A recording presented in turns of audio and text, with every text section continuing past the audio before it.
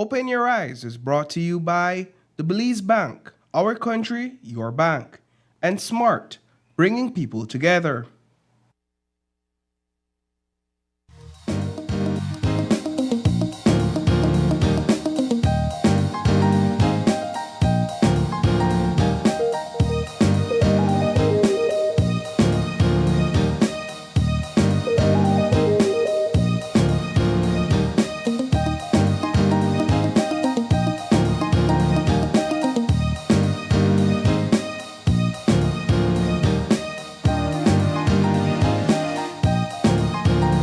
Live from Channel 5 studio in Belize City, it's Open Your Eyes, Start Your Morning Right with your hosts, Sabrina Daly and Paul Lopez.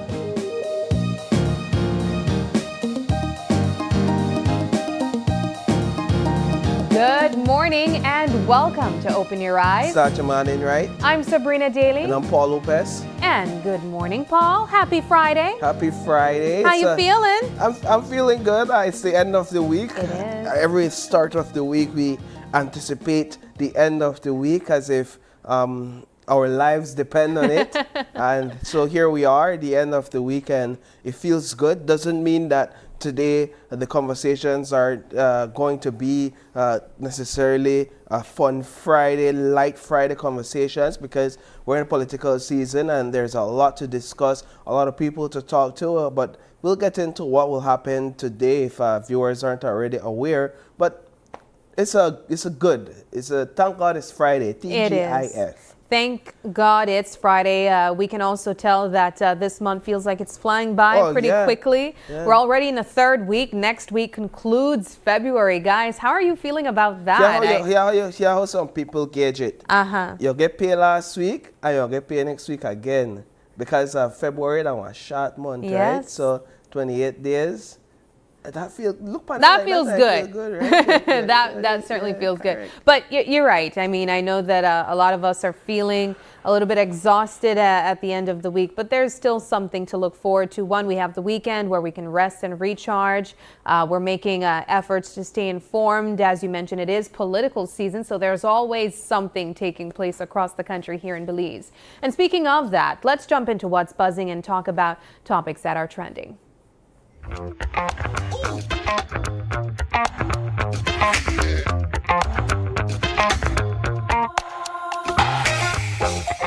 What's certainly buzzing and breaking news this morning is the announcement of a fire that is actually taking place right now here in the Old Capitol. As you can see there on the screen, that is a historical building here in Belize City. I believe it's on Queen Street. No, it's not on Queens. It's on Queen Street, correct? Yes, on Queen Street. Right, because there's a Queen Street police station there. Yes, across from the Central Bank of Belize. Yes. This would be either the compound, the church, or the primary school. I believe this looks like the primary school, Paul. This is the Baptist primary school. That's as you can see across the street. Cellular World is there. This fire, guys, is still actively burning. Yeah. So what we've been seeing since this morning are reports of a fire on the compound. This is the Queen Street Baptist Church / school compound. The images we've received so far shows the fire taking over or causing destruction to the church structure at this point in time, right? And so that's the image we saw earlier, and this is from a different angle. We understand that initially residents woke up to the smell of smoke in the area, and there were efforts to contact the fire department, and we understand that residents were unable to get in contact with members of the fire department or fire personnel, and you can see the thick smoke coming from this structural fire, and so that would wake anybody up living in that area. That's a huge fire. There's an apartment building there. There's several houses around. Power lines. This is an old structure. This is a historic structure, and its historicity, if that's the way to say it, comes at the fore during Emancipation Day celebrations. This is where the church service is held for Emancipation Day because of how historic it is and its ties to the colonial days, its ties to the slavery days. We're talking about at least 2 centuries old. This structure has been in place, and so it's a great loss. It's a wooden structure. It's an old structure. Of course, they would have done some upgrades and some different refurbishment here and there. In fact, you'll see from old pictures that the structure isn't what it was or what it used to be before, where the steps were on both sides, etc. But it's still historic. It's a landmark in this community. We don't know at this point what started the fire, but I understand that at this point, fire personnel have responded to the scene and they're actively attempting to put out this fire. Of course, we'll be following up on it. It's early in the morning. All of this is coming in as we speak. It's amateur footage, people on the ground sharing stuff with us, but we'll definitely have to look deeper into this throughout the day. I would imagine that the management over at the school will make a decision on whether or not classes will happen, because I'm sure that's one of the things that parents are thinking right now. Well, should I send my child to school if they go to that primary school? Which seems highly unlikely. Right, which seems highly unlikely. We've seen smaller fires cause school to close for a day. Thank God it's Friday, right? Yeah. So perhaps they have the weekend to figure out all that happened and reopen classes on Monday. But so we're actively following this one, and we'll bring more updates as we get them. Yeah, and of course, we do know that the Belize Fire Service will be providing an investigation into something as big as this. But moving into another topic of discussion, certainly on the topic of politics, I know that a lot of us tuned in last night to Power and the People, and we had Alberto August on talking about the state of the UDP. But I think what we are also ensuring that we keep in the conversation are the other political parties, even if they're not mass parties, that have shown themselves as being interested in stepping forward and representing the people of Belize. And so where third parties are concerned, we know that they're not always as popular for voters whenever there are elections, but nonetheless, they're still present. Yeah. So the third party conversation is an interesting one, because third parties have time and time again, especially in general elections, a lot of times in municipal elections as well, put up candidates to go against the PUDP, 2 major party systems, if you would. And time again, they've fallen short of getting the majority votes. We've seen where in 1 or 2 cases, I think in Belmopan was one, and then somewhere else, 1 or 2 cases where a third party representative would have garnered more support at the polls than a major party, but not enough to secure their position as a constituency, elected constituency leader. So what we have here is Mr. Rudy Wade, who is the man in the middle there, and he's the leader of the People's Justice Movement, and he has 6 representatives or 6 candidates on his side, flanked on the left and right, and they are representing various constituencies. What basically causes third parties to fail, there are several issues here. One of my biggest pet peeves or gripes with the third parties is that they go absent. They basically disappear off the face of the earth until an election is called again. And when the election is called, some months or weeks ahead of the election, that's when you see them rear their heads. And that's when you see them go out and campaign to try to get the votes that they need to basically stand a fighting chance. So their visibility is not necessarily seen unless it's election season. Right, so their visibility versus them, you know what, we lost, but we're going to stay on the ground and we're going to keep at it. Which we see in these mass parties. And what that does is that causes these third parties to a lot of times split up or break apart after the election is over, and then another third party is formed, really doing an injustice to themselves, because it doesn't give them an opportunity to really have a foothold in their constituencies, in the country, and it doesn't give the people enough of an opportunity to get to know them and get to understand what the heart of their cause is. So that's one of the issues. The second issue that third parties often face is a lack of financing. You're going up against major parties. You're going up against powerhouses. And yes, I hear Mr. Wade. Then people got money, and it's unfair because then people, they use these assertions. Then people, they use their money for and basically convince voters to vote in their favor, right? Not according to Mr. Parafit. Well, he'll say what he have to say, right? I'm not going to pick a fight with Mr. Parafit, because you're not going to win a fight with somebody who's stuck on their position and who sometimes refuses to see what the truth, who knows but refuses to admit what the truth is on the ground. But they lack the financial resources, and in politics, in campaigning, in running an election campaign, you have to have the resources, you have to have money. These things cost, even if it's just to purchase material for campaign, what do you say it, paraphernalia, if you would, campaign banners, campaign flags.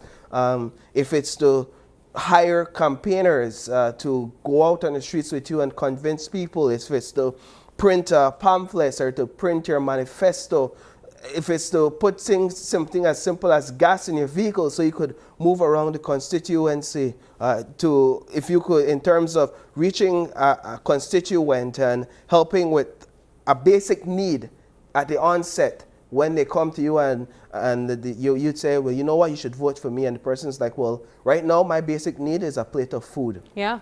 Here you go. Here's something to assist. And just best believe that when we get into office, we'll do more than this. So there's a lot where finances and resources are concerned. And then when election day, you need to bring out your people. And how do you do that? You have to either hire buses, taxis, vehicles. That's necessary, right? And it also costs. It costs a lot. And so they are basically on a election to election basis, they are faced with that lack of finances or low finances and resourcing. And it's not like you have financiers that are readily jumping behind third parties to finance them. Financiers oftentimes go towards the major parties, the PUP or the UDP. And third, they're not getting the support from the people. People aren't voting for them in large masses. And perhaps that speaks to the people more than it speaks to them. And what they need to have confidence in third parties. Right, so it speaks to the fact that people don't have confidence in third parties. I oftentimes hear people say, we're not there yet. We're not there yet where third parties is concerned. Sometimes you hear people saying, what will my vote benefit the country? How will my vote benefit the country if I vote for a third party? Some people suggest, so I feel like I'll waste my vote if I vote for a third party, because at the end of the day, I already know that it's either going to be a PUP government or a UDP government. It's not necessarily a mindset I subscribe to, but it's a reality that the third parties face. And so they'll have to find a way moving into the future to break all of these things that are against them and find a way to remain visible, find a way to build the finances, and find a way to really get the confidence of the voters. Unless those three things happen, I believe that third parties will forever be facing these types of scenarios where they lose at the polls in general elections and municipal elections. One of the observations that I also made was the size of the third parties as well. I mean, we just showed on screen the Belize Justice Movement with a body of 7 persons total. And so it would be interesting to see a third party that comes forward with 31 candidates instead spread across the country, hoping to give back to the people. And going back to the point that Paul mentioned, just having visibility. I understand that money's campaign financing is not always the easiest to come by, but if the people on the ground see you being present within your community and trying, regardless of not having all the finances in the world like these mass parties, I think that's a step in the right direction to having more confidence from the people.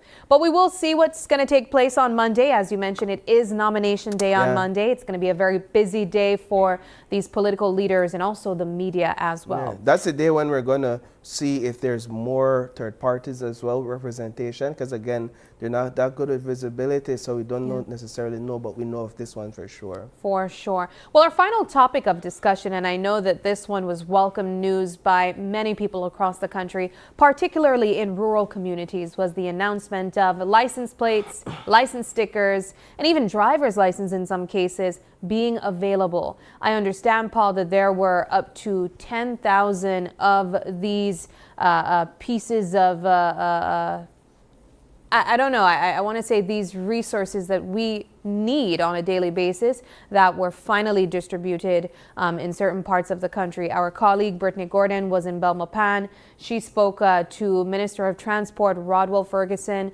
You would know that we also had him on set, or joining us virtually at least with us. And we posed that question to him. Why the delay? There are some people who have just now received their license plates in about a year, which is insane to think about. I mean, I've shared this numerous times, guys. I come from a rural community, and even I have had issues with getting my license stickers. And so now that this story is out, I have to go check to see if my license stickers is available to me as well. Right, because you use the national system and not necessarily the municipal system. So there's good news here, right? And there's good news to highlight, and we have to highlight the good news in this. But to start with, this is one example of gross mismanagement where keeping up with stock is concerned.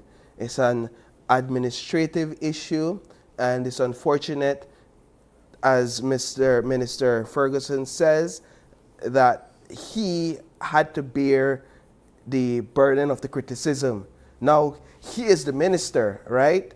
And I understand he has a lot on his plate. He has his constituency on his plate. He has Ministry of Sports on his plate, transport on his plate, and then transport, youth, and then transport has a lot of arms in it. So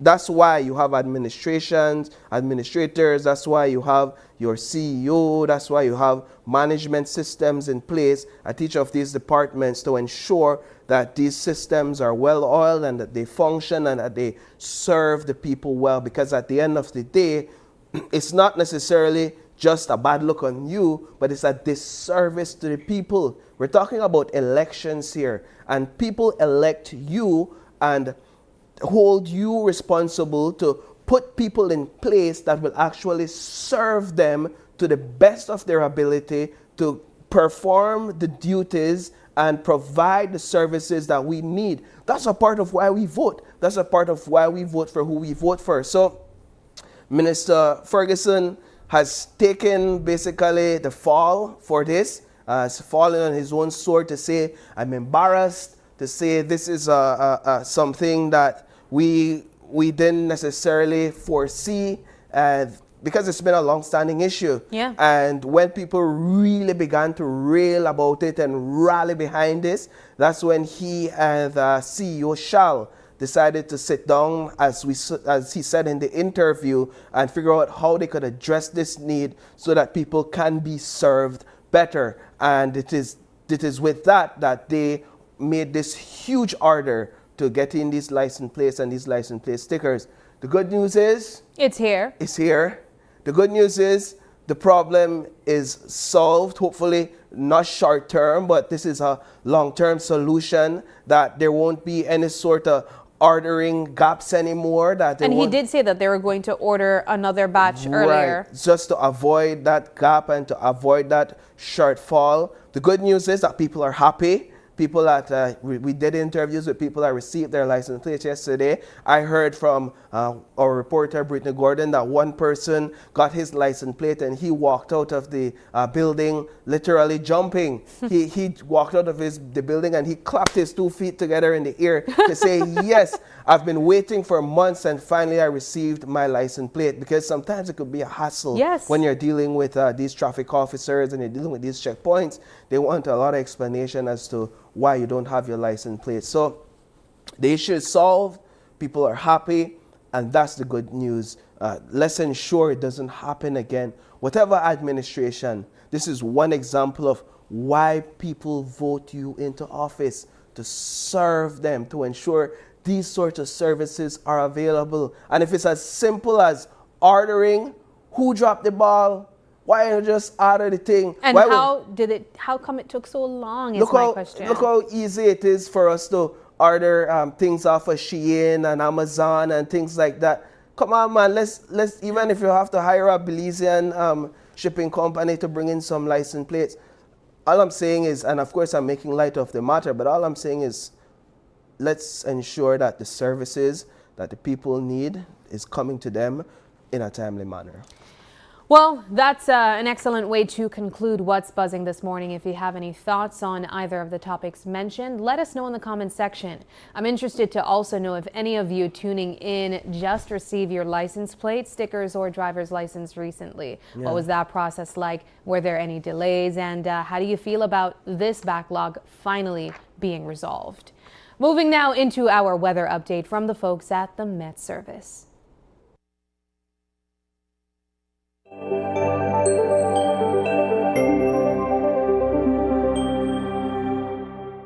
Good morning, Belize. A relatively moist and gentle to moderate airflow prevails.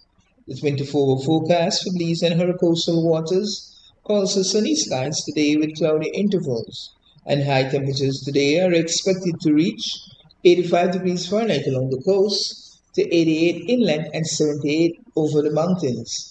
Tonight, the skies will be partly cloudy to cloudy, with low temperatures of 78 along coastal areas to 70 inland and 65 in the higher elevations. A few showers will develop mainly along coastal areas this morning, then move to inland by afternoon. Tonight and tomorrow morning, expect a few showers to develop mainly along coastal areas. The winds will blow from the east to northeast at 10 to 15 knots, and the sea state will be light chop. A low tide will occur at 8:52 a.m., followed by a high at 3:40. Another low occurs at 20 minutes past midnight and a high at 7:08 a.m. The sun will rise at 16 minutes past 6 this morning and set at 5:56. The moon set at 11:57 this morning and comes up at 1:44 tomorrow morning. The outlook for Saturday and Saturday night is for a few coastal morning showers. Thereafter, showers will become isolated. In the sargassum forecast, sargassum continued to gradually increase over the area, with moderate impacts expected along coastal municipalities during the next few days. And that's your morning focus. That was from here at the National Meteorological Service. Alrighty, there you have it, your weather update from the folks at the Met Service. Moving now into our show lineup. Now, as we mentioned yesterday and today, we will be diving deeper into meeting these political candidates leading up to the general election, more recently leading up to nomination day on Monday. And so as we promised you guys, this morning is going to be an extensive sit down with UDP candidates represented by their leader, Tracy Panton. And so in each segment this morning is going to be a sit down with new faces, some older faces, but ultimately a conversation about the state of the UDP and also pushing the country forward this general election. So we got to take a quick break, but when we come back, our first set of UDP faces sits down with us and talks all things politics.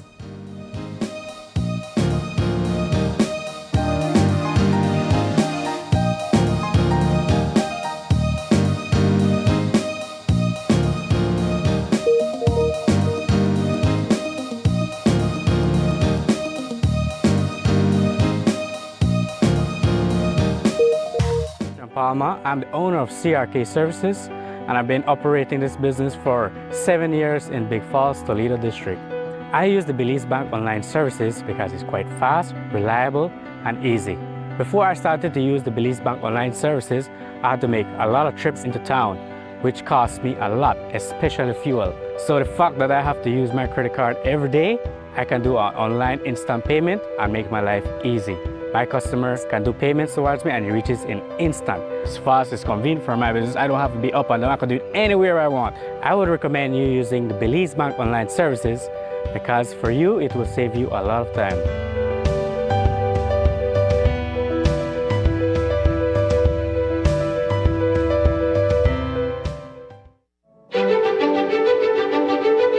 Technology is ubiquitous, and it's transforming how, when, and where we work.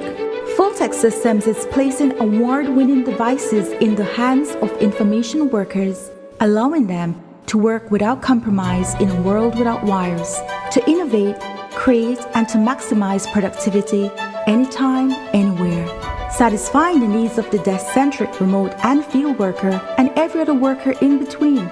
We are providing the industry's best devices to businesses going through the process of digital transformation. Partner with us today to provide the solutions that will allow your employees to work effectively and efficiently to enhance your customers' experience.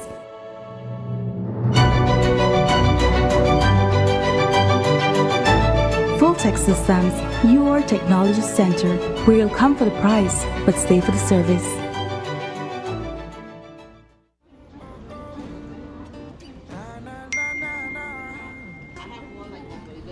Really? You not switch yet? No what? I tell you, I don't. You used to call me on my cell phone, late night just to stay in touch.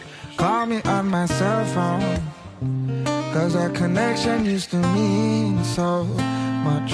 And I know when that thought line bling, February's got that love to bring. Yeah, I know when that thought line bling, Smart is giving you everything. These days all I do is wonder if you're still connected with somebody else. Wonder why you're missing out on what's best for yourself. You could have had more, but you're still stuck with them. You don't need no one else, you don't need nobody else. So it's time to switch up and run, cause Smart's the best in the land. They got the top speed and the best service for your phone. You should just switch to them, it's Smart or no one else. You used to call me on my cell phone.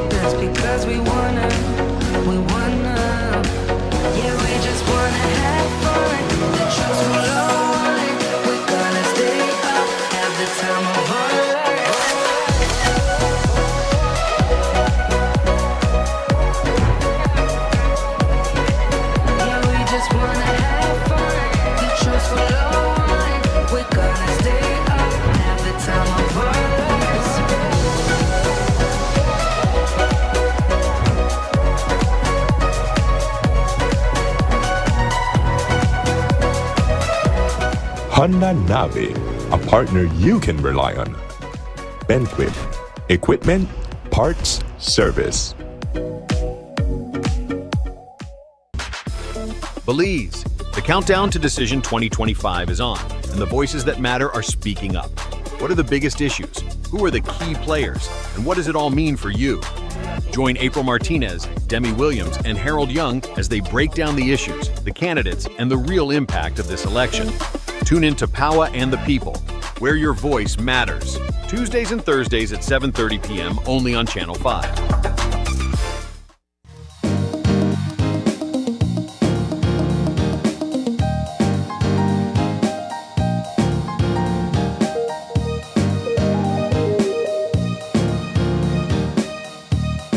Welcome back. Thank you for staying tuned with us this morning. As Sabrina mentioned right before we closed off the last segment, this morning is all about the UDP's candidates under Tracy Panton's leadership. And so on set, we have joining us for this first conversation, Miss Beverly Williams, who is a UDP representative candidate for the Belize Rural Central. We have Mr. Lee Mark Chang, who is a UDP candidate for the Mesopotamia division. And then we have none other than Mr. Andrew Bradley, who is a UDP candidate for the Caribbean Shores constituency. Good morning, guys. Good morning. Good morning. And thanks so much for joining us. Thanks for having us. Yeah. How are y'all doing this morning? Very good. Very good.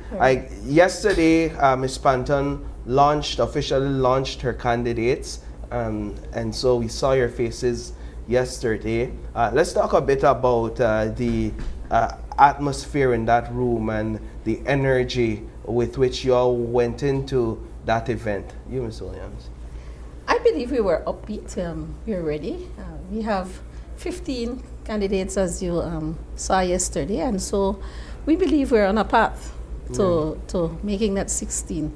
So we were upbeat, we were ready, we were quite jovial and prepared and relaxing, making sure that we have a good day yesterday so we can get back on the ground and begin our work. Talk a bit about the decision to wear red across the table yesterday.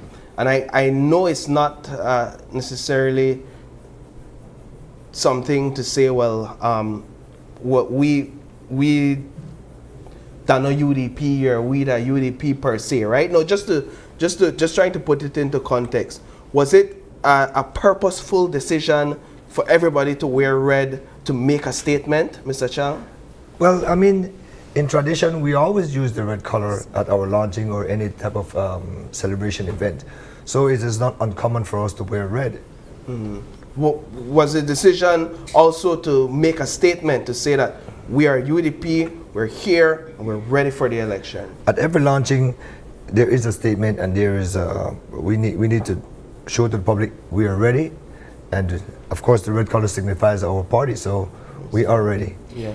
I want to talk really quickly about the decision to highlight only 15 representatives versus the 31. We had Ms. Panton on the show with us a couple weeks ago, and the question was posed to her if we will be seeing 31 candidates come out of the UDP. Is there a particular reason why we only got a certain number? There are 31 candidates for the United Democratic Party moving into the next general elections. We, under Honorable Tracy's leadership, there are 15 of us under her leadership. Those 15 were presented yesterday at our launch. But we recognize that those candidates who were nominated or endorsed or went into a contested convention are delegates of the party, as was properly done under the Constitution of the United Democratic Party, and so they represent the 31, which included the 15 and the others that are aligned with Shine Barrow. Yeah, that's to say then that the candidates you all are selecting aren't necessarily infringing on those who have been duly, endorsed or elected in a convention. We cannot say it enough. The only person, the only candidate is my colleague right here to my left, Lee Mark Chan. It is the delegates of Mesopotamia who appealed to Honorable Tracy. We went by way of the Constitution. They demanded that they needed a new representative, and they chose Lee Mark Chan. Well, we're going to get to Mr. Chang really quickly. We want to head over to Mr. Bradley, who is a UDP Caribbean Shores candidate. Now, Mr. Bradley, this isn't exactly your first rodeo. You have contested before, but this is, I imagine, a unique placement to be in where your party is divided. What's the energy from you going into the general elections under this circumstance? Well, the energy is a wonderful energy underneath Tracy Panton. The Belizean people are ready to accept a female Prime Minister. So by the time we sit down and we discuss my candidacy for Caribbean Shores, I'm on board 110%. Because I know I'm with a wonderful team. And the energy when you go to house, people is accepting you in and people say, wow, you did a correct decision. Let's talk a bit about what you're hearing on the ground from constituents when you go from house to house, as you say. What are some of the needs and some of the issues that they highlight? The issues in the division, people highlight about the drainage system, the streets. They want to see an area representative that they can see at a time, that they can reach out to. Someone is there in the community is working. And so drains, streets, someone that is there working. And I would imagine it's your view that the current representative is not doing any of that. Exactly. And I'm ready to pick up the job and do 110% for the Caribbean Shore residents. We'll get back to you on your candidacy in that constituency. I want to head over to Mr. Chang. As Ms. Williams rightfully pointed out, you are one of the only candidates among the United Democratic Party who is going against somebody that was placed there from within the party based on an initial decision by the delegates. And as she said, delegates came back and said, you know what? We want a different United Democratic Party representative to represent us there. Let's talk a bit about how you took on that decision, understanding the dynamics of all of this, and if it was a difficult decision for you to make. The decision was discussed with my family, but in reference to my country and my party, the decision was not hard. It was a very easy choice. But in terms of the preparation work, the task at hand, yes, I had to prepare myself mentally to go into a division where we will be challenging the past leader and also a PUP representative. So I had to prepare myself properly. We did our light polling prior to making any decision or any rash move, and the polling was very convincing. What are people saying on the ground about what they desire from their leader, the issues that they're bringing to the fore, and how is it, and you're in a unique situation again because the area representative is a UDP member. If you guys would do your interviews in the area, one of the first things most constituency would tell you as you enter their home, we want to vote for a UDP representative, but we just don't want that the current one. So it does make my life a lot easier in terms of when we go to campaign. I don't know what he has done over the years to those constituency voters, but they will speak on election day. But what are they saying about the needs that haven't been met, or the ones that haven't been fulfilled, the promises that haven't been kept in that constituency? Apart from the needs, which is the basics, the food pantry, the home improvements, the streets, the drainage especially, they're saying that he is pretty much non-existent over the last 4 years. So I would try to be kind and just not to repeat some of the words that they're saying, but respect has been one of the biggest. Respect. Imagine. You know, Mr. Chang, you're in a pretty sticky situation when you think of having multiple UDP representatives in a particular constituency, very similar to Port Loyola that has more than two. But what crosses your mind when you think of the possibility of that working against you and in favor of a PUP candidate when these UDPs go to the polling stations and they have to cast their ballots and they're not sure which one to go with? They're UDP at heart, and so it ends up becoming a split. If you've noticed, Tracy Panton has not asked anyone to challenge any one of our other colleagues.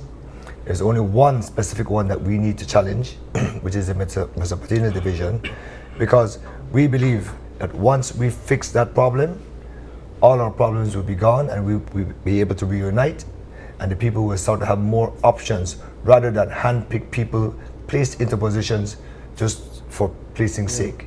Yeah, so I mean, and you're right to say that. Ms. Panton has not asked any one of you to challenge any city, right, except for yourself. However, on the other side, Mr. Barrow has basically asked his representatives to challenge you all and to challenge the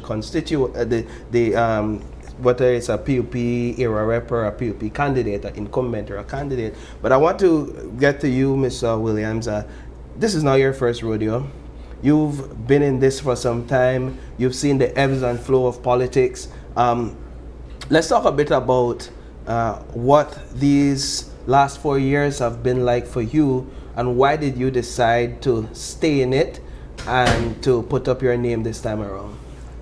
Well, the decision to stay in it happened the day we lost the election, not going anywhere. I believe that we have done substantial work in Belize Rural Central. We had a program of event that ran for 5 years. There were the big ticket items. In most villages you have infrastructure, and that's not the easiest thing. It requires proper drainage, proper streets. And if you don't have the drains, I see a flurry of activity right now. So we're packing the roads. How quickly will those erode if you don't put in the proper drainage? And so you can't have band-aid fixes at this last minute. But we've run a program of events, basketball, football, to keep the at-risk youth occupied. We've done the Mother's Day program. You'd be surprised how mothers feel when you show up with a little gift to say Happy Mother's Day. A big thing in Belize Rural Central was Halloween. I don't know why. We had big Halloween's event. We've had Christmas parties. We've had carnival. We had a marching band that contested twice in the band fest. So we tried to keep the constituency active. So we were not going anywhere. We needed to continue to build on what we have. Of course, in opposition, we are limited in terms of resources, and so you didn't see it, but I was never absent from my constituency. During the last hurricane, we were out there. We were looking for donations, helping those who were desperately in need of food, and then we continued right into transfer registration. We've been there for over 8-9 months, constantly over the last period, and so we're there. The cries are there that the constituency is dead, there's nothing happening. There were no sporting activities, there was nothing happening, and so they're now screaming out for help. And of course, infrastructure and land are two of the big ticket items that people are asking us to look after those. But we're prepared. Your opponent for the upcoming general elections is Minister Dolores Balderramos Garcia, the incumbent of Belize Rural Central, who represents the People's United Party, which seems to be in their prime at this point. How are you feeling going in? Do you think you stand a chance to get back your seat? I'm confident that I stand a chance. On the ground, if you listen to the cries of the people, it is at this juncture, I believe, if we're able to get our machinery going on election day, it's to bring out the voters. We're almost there in terms of our house-to-house visits, and we hear the cry from the people. I believe if we can get them to the polls, that we are confident that we would be able to have a win for the UDP in Belize Rural Central. How do you rationalize the 2020 loss and the fact that people voted against you, or people voted in favor of Ms. Dolores being their representative? And what's key for you on your campaign trail in order to regain support once again? When election night 2020 and we lost, I was flabbergasted. I was surprised. I was, because of the amount of work that we did in Belize Rural Central. However, I believe that what we have invested there, we knew that it was just the blue tsunami. When the tsunami came, it does not look for saving me in the middle there. It sweeps across. Yeah. And it took everybody with it, 26 of us. Only those who were very, very, very strong survived, and with minimal margins, right? And so we knew that it was a part of a tsunami. And so now we can build on the experiences we have. We can learn from those things, try to do them better. We've made lots of changes. I have walked the entire Belize Rural Central, all on the west side, because we're geographically spread across both highways. A little bit down in Western Paradise and Hattieville. I was in Hattieville until about 8:30 last night. I'm in Ladyville. I'm almost finished in terms of how we've zoned it. We have a couple zones to walk in, and I'm appealing to Belize Rural Central residents. I'll get to you. And some in Lords Bank. So we're visiting them house to house. A comment was made yesterday to me, you all could walk and walk and walk, but elections are won on election day. And I said, don't dismiss the Belizean people. Do not say that to them. That is, in my mind, disrespectful, because it's alluding to the fact that it's what you give them on election day. Belizean people are smarter than that. They're crying out to us at this point, asking us, right, so that we put ourselves out for service and we serve. We do not just allow them on election day to say, here you are, and 2 days later you're back to square one complaining as you are right now. Mr. Bradley, how do you respond to the criticism that you're, in essence, a placeholder in Caribbean Shores? You're going up against a candidate that has won multiple terms in that constituency. You're no newcomer, but you're fresh, right? In that you haven't really celebrated any success in elections. How do you respond to that? You ever hear about David and Goliath story? Right, this will be one of their stories. All right. You have to respect, first of all, you have to respect the voters. Everything I do with passions and love. When I decided to get Caribbean Shores, I decided to hear what? Work for the people there. Respect the people there. I hear what the people concern and work with them how we can fix it. You have to put the people there first. You have to give the people there what they want, what your representative, what they're on the ground, hands-on. No mind roll up their sleeve. If they can't say they want to say, go sit there. They stay in a division. Your job as your representative is to work for the people and be in the division. Not for them 1 day in an office, for them every day, 3 times a week in a division to work. So what has your visibility been like in Caribbean Shores before you were officially announced as a candidate in that constituency? Well, I was campaigning first for Mr. Lee Mack in Caribbean Shores. I ran an Alcyon school. The kids go to Alcyon school, so I was in a division. I played ball in a division. And so I was active in a division. As we wind down in this conversation, I think the point that is still on everyone's mind leading up to nomination day is what's next for the UDP? There's still a high possibility that it might not be very successful come election day, but there's still the possibility that more persons can be voted in. But what's healing looking like for you guys at this point? As much as we see efforts being made from Tracy Panton to not step too much on the second half of the UDP's tours, I think we still recognize that there is a divide. How are you guys making attempts to try to heal? I personally believe that a lot of our colleagues have already realized some of the promises that have been given to them are just dreams. So some of them have already reached out, and we're in the process of talks of them coming and they join the Tracy Panton ticket. So we open them with welcome arms. As you've seen yesterday, Mr. Riverol from Crozon Bay have joined us, and we're expecting a couple more very shortly. So the healing has already started. People are realizing that they have been, like a better word, bamboozled. So we are prepared and we are ready to accept our fate in the coming elections. Of course, the people will decide. The people have complaints. The people are unhappy. Inflation has been one of the biggest things that when you go to a shop, go buy, or anywhere to buy, instead of $10, it's $20 now. Everything has skyrocketed over the last couple of years. Gas is up, literally everything is up. So it's just like the US election. People worry about the daily activities that affect them more than other issues.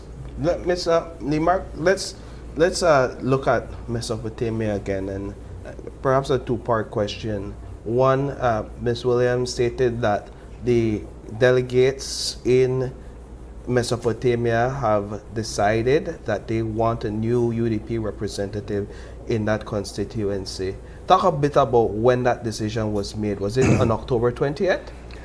No. Remember, it's not only the delegates. We also went to canvass the constituency also. But no, that was not made on that time. It was made probably, I'll say, in the early December, late November, when all this court case was happening. And of course, he also put other recruited new candidates against our colleagues. I said, well, what you're doing?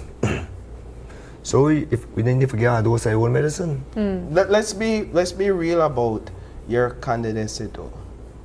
Is it not a fact that you're being placed there as a pivotal piece in determining the way forward for the United Democratic Party?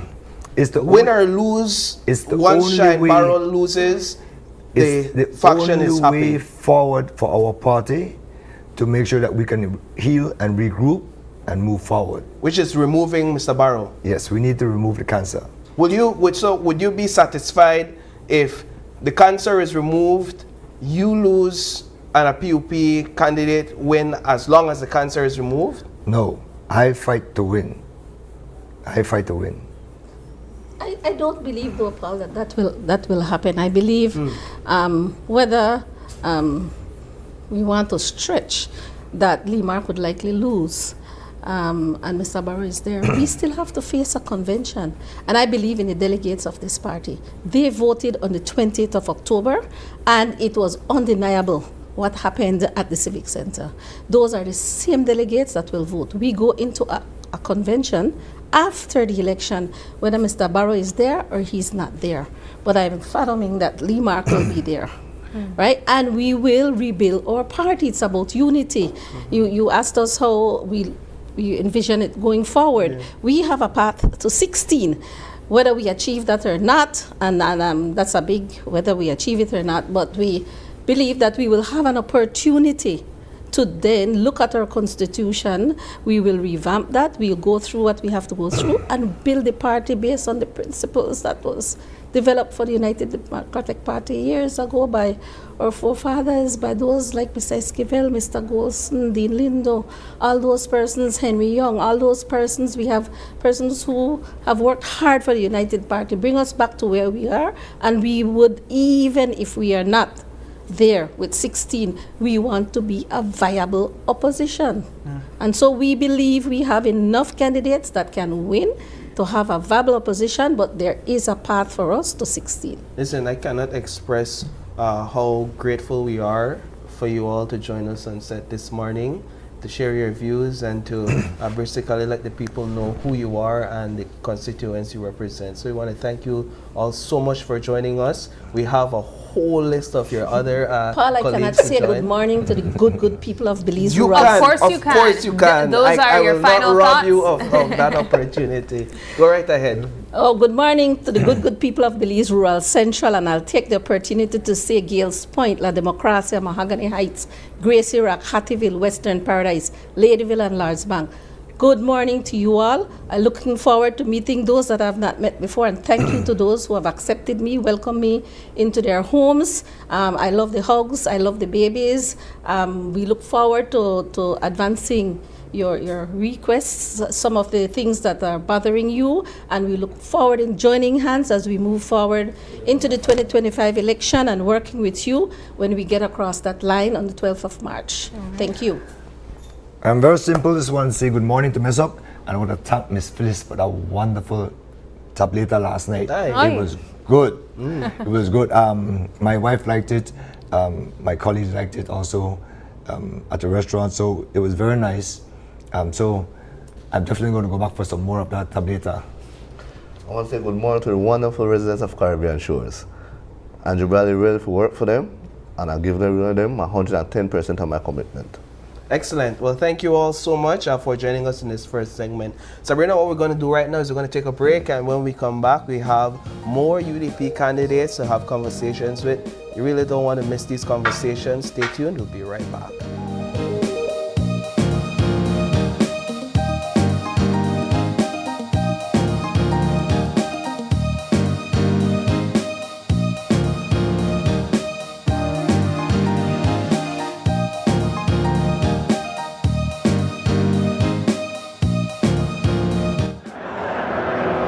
My name is Hermine Vega. El Patio Grill has been using Belize Bank for over 25 years. We only use Belize Bank at our restaurant. That's why we were able to win this trip to Europe. I had never been to Europe. We found out it was Madrid, and we were excited, and we went to this football match. The teams reached before the game, and everybody was just outside, you know.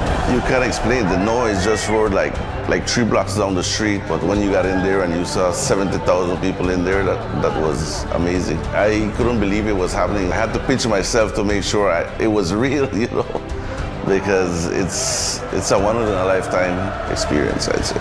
My lucky plus one was my son. He's 18 years old, so he was really excited and he enjoyed it as well. He said it's his best trip ever, so it's a priceless experience that we got. Belize Bank has always been there for me. Whatever transactions or whatever I need to do, they're always there for me. I would recommend everybody to use Belize Bank. It's the oldest bank in our country, and they continue to do their best. It's time to wake up, move, and feel amazing. Get your heart pumping and your energy flowing with Morning Boost. A fun and dynamic workout show to kickstart your day. Whether you're a beginner or a fitness pro, we've got the moves to keep you motivated. So grab your mat, set your alarm, and let's get moving. Morning Boost, weekdays at 6 a.m., only on Channel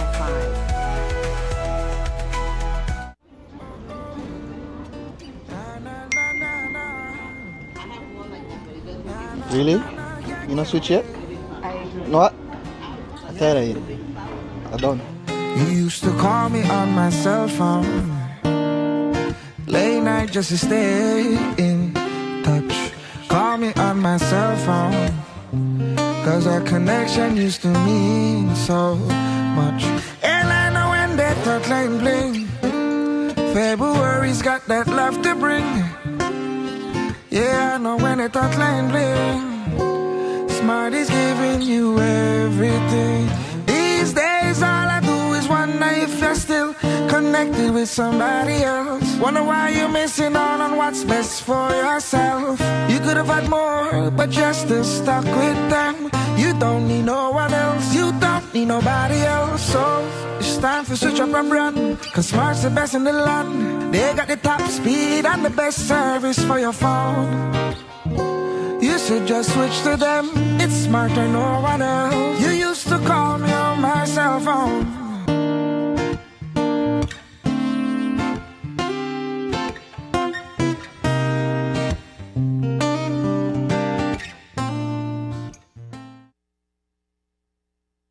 This is my first time here. Hopefully it's my last. My dear friends, here we are, all in our true colors.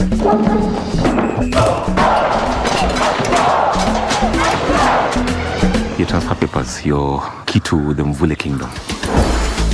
Hi, I'm Lisa. I know. Yeah, your clippers. Clippers. Who's in? We are perfect. We run this place. So let's act like it. Solomon, the head prefect, quick. Is my collar straight? We'll be out of Mvule High before you can pronounce the word scholarship. We have a mystery to solve. The only way we can make a difference is if we stick together. When I'm head prefect, each and every student will have a voice. You need to show that news quick, don't fool it. I hate this school! Freedom to grow.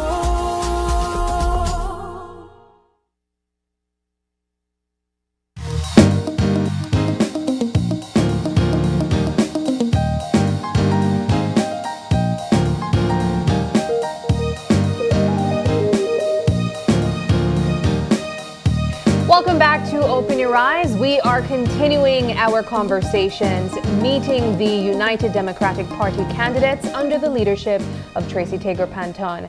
Joining us this morning is Patrick Faber, UDP Collet candidate.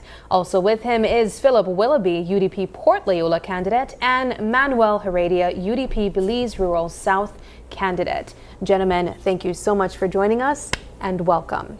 Thank you. Good morning. Thank I you. also want to use this opportunity to extend an invitation to our viewers to ask questions and pose these questions to the representatives that we have here on the couch. I know oftentimes the people on the street, they have their own opinions of what's taking place in the country. And so this is an opportunity for them to voice their opinions and ask questions as well. But gentlemen, same as we did in the first segment, we want to get kind of like a check of how you guys are feeling after the announcement that came yesterday. We officially met the 15 candidates under the Tracy Tager leadership of the UDP. How are you guys feeling?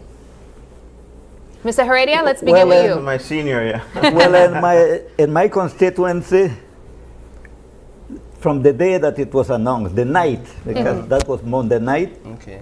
Because then I hadn't decided my mind. Really? And I had no intention of running. Let's put it that way. So your decision was made on Monday, On of this night, week? that was when my decision was made, and it dropped like a bombshell Wow. on the island. I could imagine. People were clamoring that I run for the division from 1 year after election. Because the difference between the now area representative and myself is clear, between like day and night. The job that I did, the humility that I bring, versus the arrogance and the dictatorial system of governing of our area representative cannot be tolerated on the island. And that is more the reason why I decided Monday night that he cannot walk away with this election. There has to be somebody that will be fighting for democracy. There has to be someone that will have a voice, that the poorer people will have a voice in the House of Representatives, someone that will have a voice for the fishermen. Fishermen practically say they have been abandoned. Tour guides do not get the respect they're supposed to be getting. When I was the Minister of Tourism, practically also I didn't have responsibility for fishing, but I was the voice for the fishermen. Almost anything that was happening that will affect the fishermen, it stopped at cabinet. It didn't even go to the House, because they realized that I have the experience. They realized that I have always been fighting for the people. I am a fighter of the masses from the middle class down, and also a voice for developed persons. So across the board, regardless of UDP, PUP, or whatever, I have been a person of the people. Mr. Heredia, we could clearly recall how much of a blow or how hard you took your loss in the 2020 election. We know it wasn't an easy defeat for you, especially after you've put in all the work on campaigns, after you believe that you had the support of the people. However, some are of the view that your time is up, that you should stay in retirement as you embraced after that election. Why come back? I do agree that I personally believe that younger blood is supposed to be there. But nobody wants to come forward. Leadership is very scarce in that constituency. There are very few leaders. But I believe, like yourself, that the time is there, the time will come when the younger people have to come up.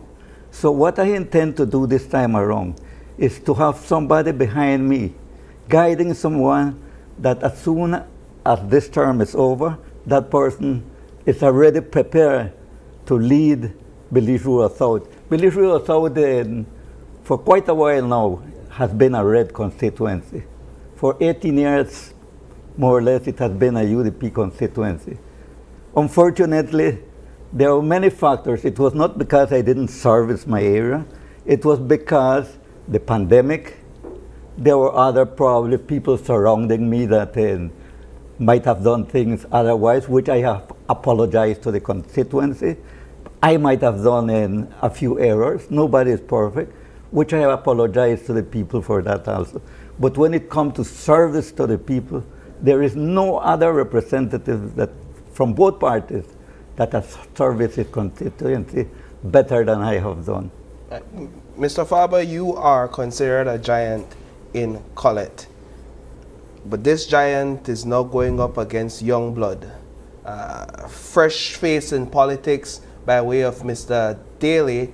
I'm not sure if Mr. Barrow has a representative in that constituency. You're not sure and I'm not sure either. Okay, so we're both not sure.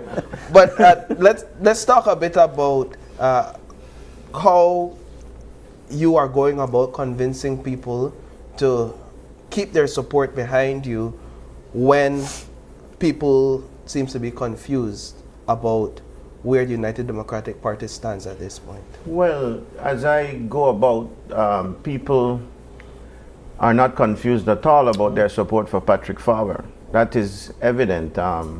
While they understand, and there's no doubt in my mind that they understand that there is confusion in the UDP, they let you know that right away, and it is clear. Remember, there was an issue way back when Ian Jones was declared the standard bearer at one point, and that disturbed our people in Colette terribly. And so they, from very early on, developed a mindset that, listen, we are with you, Mr. Faber.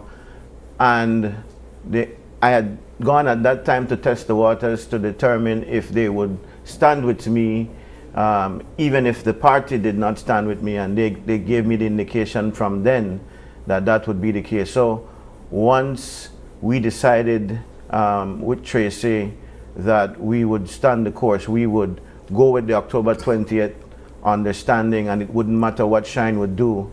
And I started visiting from last year, November, visiting homes individually, every home. People made it very clear to me that they would stand with me and that it wouldn't matter. So it doesn't matter how many people are on the ballot. The name Patrick Faber is very well known. They could probably recognize it even if they can't read on the ballot, and so we don't have that issue. What do you attribute to that, the success that you've enjoyed in Colette and this almost cultish support, if you would? I don't want to call it a cult. I may just characterizing it in a sense. But I think it's a relationship that I've developed with the people for all of these years, and I think that is being underestimated terribly by my young friend, who comes from a very strong UDP family, by the way. Does he? That has supported the UDP for many, many years. So he's no PUP. He comes from a UDP family, and his family, I guess, will have to support the PUP simply because he is running. But he comes from a UDP family, lives in a UDP, grew up in a UDP household. But it is the relationship that I've had with the people from the time I was 14. I didn't fall into politics by accident. I wasn't a basketball player who decided, by the way, that I wanted to be a politician, you see. I grew up honed for politics. I said to the people of Colette from I was 14 years old that this is what I wanted to do. I wanted to represent you. And I started working at that at a very young age. And so the people of Colette and I became one. And as I go to their homes now, the message is very clear. They say to me, Mr. Faber, Mr. Patrick, we are with you. You are the only person we've ever voted for the last 5 elections we voted for you. The younger people, even Mr. Patrick, that you send with a primary school, that you send with a high school, that you send with a university, that you get with a job, we are not confused. And if they come and they give us something, we know what to do. But on election day, you are getting our vote as you normally do. And so I have no doubt about March 12th. I'm not taking anything for granted. There is a little hype. There is money flowing. And of course, I've seen that before. This is not the biggest circus that has come to town. We've seen this already. But I'm pretty confident about our winning college. You know, you raised a lot of really interesting points, Mr. Faber, because one, if I'm not mistaken, in our first episode of Power and the People, we spoke of the history that you have in politics and how you essentially grew up in politics from such a young age. I think where I'm more curious is, what does your work look like when you're in opposition and you don't have as much resources as the candidate that is representing the current administration would have? How do you maintain confidence? Well, believe it or not, this would be my 3rd election while in opposition. Remember that when I ran in 2003, we were in opposition when I first won, like Don Manuel, yes. So we were running with very little resources. I tell people that that first election that I ran, I spent $15,000 on that election. It was a very meager election, and I won that election by 59 votes. Wow. And then the following election in 2008, we also were in opposition. That was my hardest election, because after being 5 years in opposition, elected, I had to go back to the people and say to them, listen, give me another chance. And I didn't have resources for those 5 years. So how do you convince the people then? So then I had to say to them, listen, once the party gets elected, I promise you that I will try to do better than these 5 years. And the people gave me a chance, again, simply because I had that relationship with them. I didn't have anything to do in terms of my record necessarily, because we were in opposition. And at that time, my opponent was Carolyn Trent Sandiford, you know. And Carolyn had the resources of the government. She was giving out land titles. They had the Venezuela housing grants at the time. That's why I'm saying bigger circuses have come to town. They've given out all sorts of things. And you've prevailed. And I have prevailed in those circumstances. So what I'm seeing now does not faze me at all. Let's head on over to Mr. Willoughby. Couple of questions for you, but first, you're facing a unique situation in that your constituency may perhaps be the only constituency with 3 UDP candidates, or at least 3 individuals with red on the ballot, if you would. Mr. Boots, Ms. Nelma, I'm not sure if her candidacy is still there. That may be up in the air. I don't see any banners for her. And then yourself. And of course, you all are going up against the incumbent, Mr. Usher. Let's talk a bit about how you're navigating that, and how difficult of a job is it to convince the people in Port to vote for you among all those other red candidates? Well, first off,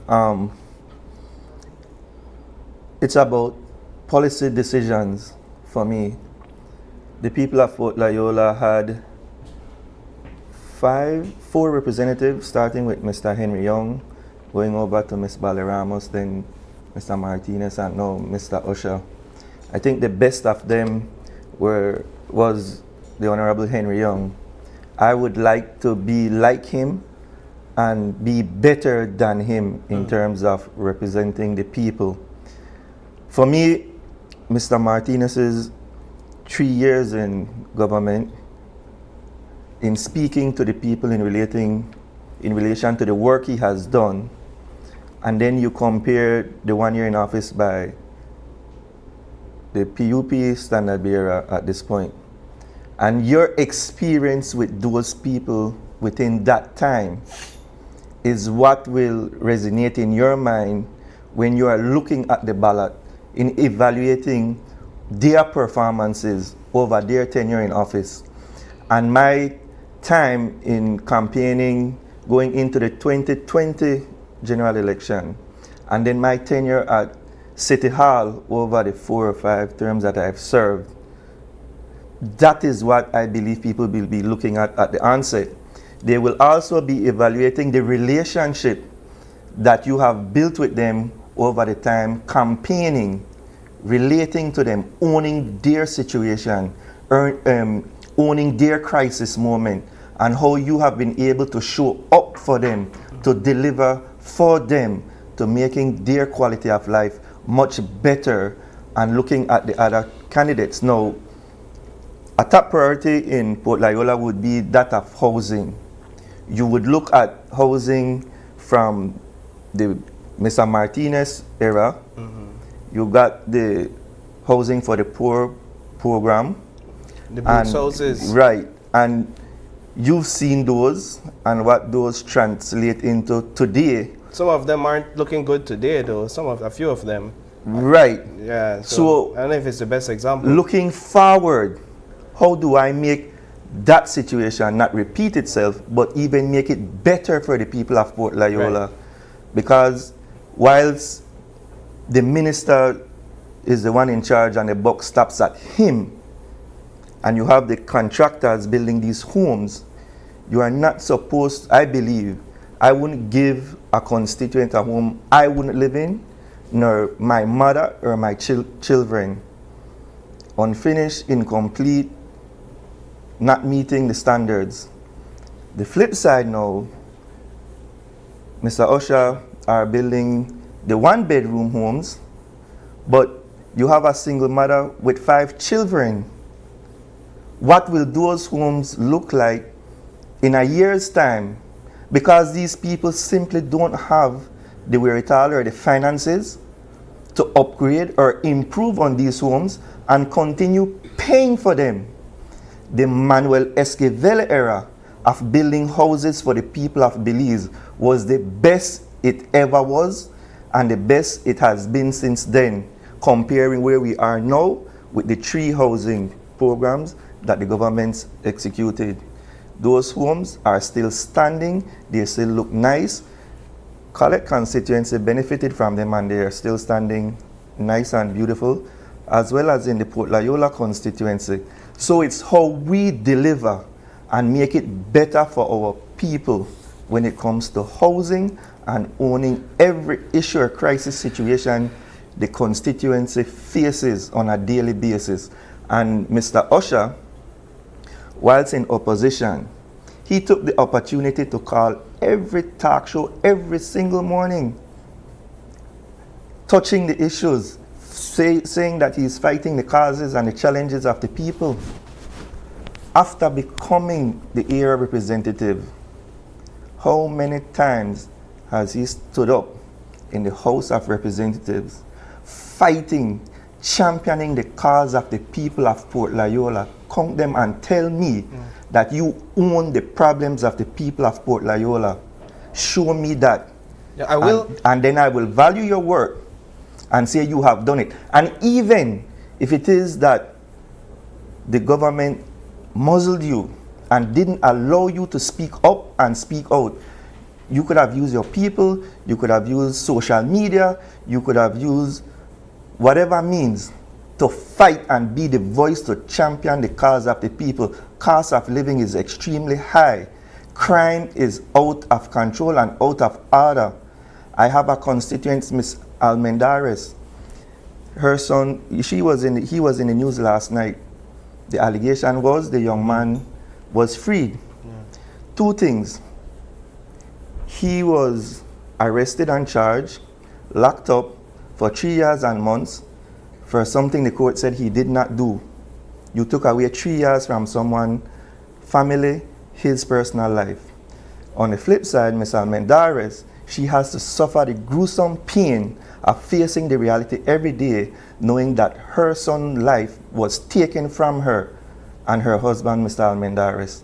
How do they feel? But yet, we get to see the pretty optics of an expanding economy, a robust GDP, and that's not the reality we are facing in Port Loyola on the ground. So I will give you the fact that we haven't seen Mr. Usher stand up a lot in the House, far and few in between, advocating for the people of Port. And right now the visibility has increased, and it's symptomatic of the political cycle. When election comes, we don't hear from you a lot, but when the time for election, social media, the boom, streets to get fixed, etc., etc. That's sad. But yeah, it is sad. However, let's address the family dynamics, because it's a reality, Mr. Willoughby. Mr. Usher is your father-in-law. You're married to his daughter. How are you navigating that and convincing people that you're not a part of the same family, and that it's not basically a double picking, or you're basically have your hands in both jars? Because if he's there, he's your father-in-law, he's a representative, you benefit through your relations, or if you win, then the family benefits through your victory. Okay, so to answer that question quite simply and easily for you all and your viewers, 20 years ago I met my wife Andrea at the university while studying, and Mr. Usher didn't approve of the relationship. I didn't get his blessing then, and I didn't forwardly got it the second time around. That's on a personal level, and there's room to work on that when the time comes, and then you go from there. Secondly, in terms of politics, it's the bread and butter issues of the people of Port Loyola. I am here to champion the cause for and on behalf of the people of Port Loyola. It is a matter of policy and a matter of issues that are affecting them. You will not take away my voice in criticizing the policies. I will not stand up, because your media host and all the others complain about how we behave in the House and how we conduct ourselves as leaders in our community or parliamentarians. So this is an opportunity for me to substantiate such that I won't play nasty and dirty with anyone. It has been done to me. I have to man up and rise above that and show the people of Port Loyola that I am bigger than that. And it's not that you're taking it easy on your father-in-law because of the family dynamics. No, but I just answered your question in saying, look, where was your voice over the last 4 years and 3 months defending the people of Port Loyola publicly? I am saying to you that in the past, be it social media or the media houses on the morning show, you criticized me vehemently. I did nothing to you. You criticized policies that were working, that were benefiting the people, and where are the charity programs of giving back to the people of Port Loyola on that level? Going back to previous House meeting, I'll point this out very quickly for you. Yes, please, very quickly. The Prime Minister, right? Spending $1 million a day.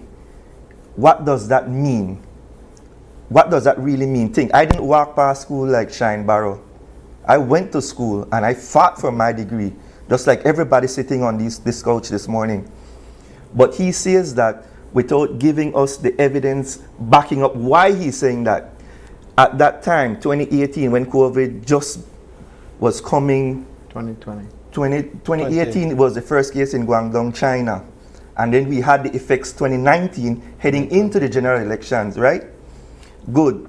Spending $1 million a day have us alive sitting on this couch, Mr. Prime Minister. It's nothing personal, it's the issues. People were dropping like flies in Europe, Asia, Africa, North America, South America. We had to close down our borders. We had to pay salaries for people that physically didn't go to work. We weren't generating revenues, right? But expenditures were happening. Right. But we had to maintain and hold up this country. And this was a decision of the father and the Manuel Hereda's government at that time. But we kick around $1 million a day while people remained alive, keeping us safe, keeping us home, providing the pantry on steroids. Where are the pantries today? So where are the social programs today? I'll have to cut you short only for the sake of time, and I do want to get these other gentlemen back into the conversation as we kind of try to wind it up. But Mr. Faber, the criticism is that one of the criticisms is that you have a part to play in the leadership divide within the United Democratic Party, and that you are to be blamed in part because you held the leadership position, and as the young people would say, you fumbled the bag, and you fumbled the bag big time. And after that, the domino effect began to take place to where we are right now. How do you respond to that criticism? If you would have kept your cool, and if you would have held on to that leadership position, perhaps you would have been the UDP leader going into this general election. I've never not taken responsibility for my action. I made that very clear. And unlike the former party leader, Shine Barrow, I was big enough to say, you know what, I don't want my personal issue to be an albatross around the neck of the party.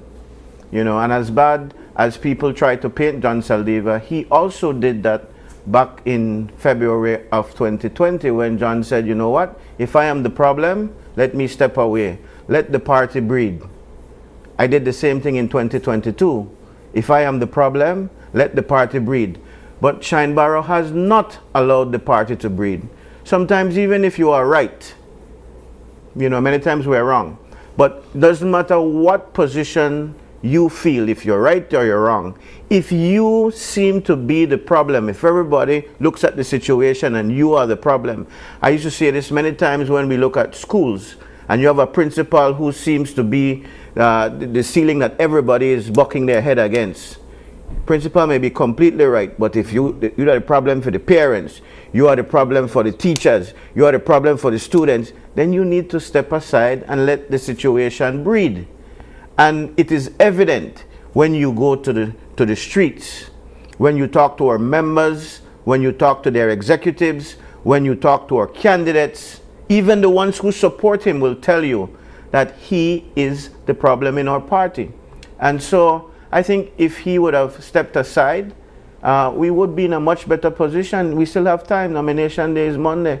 And I'd bet you that there are many candidates on his side who would say, you know, they join up with Tracy and we could definitely put forward a united front by Monday in the afternoon when we go to get nominated. That would be the most wonderful thing. But it would not go the other way. Some criticism that you guys have also gotten is that the Alliance for Democracy seems to focus more on an anti-Shine campaign rather than this is what is taking place in Belize right now, the PUP needs to go. What do you say to that? Absolutely, and that is a fair criticism, and we are working on that. In fact, we have spent the better part of the last 2 weeks working on our manifesto, and we hope to launch that manifesto a bit after the nomination day activities on Monday, so that you will get to hear from our candidates and from our movement within the UDP. It's not a political party, as some claim. They will get to hear from us what our ideas are in terms of where we want to take the country.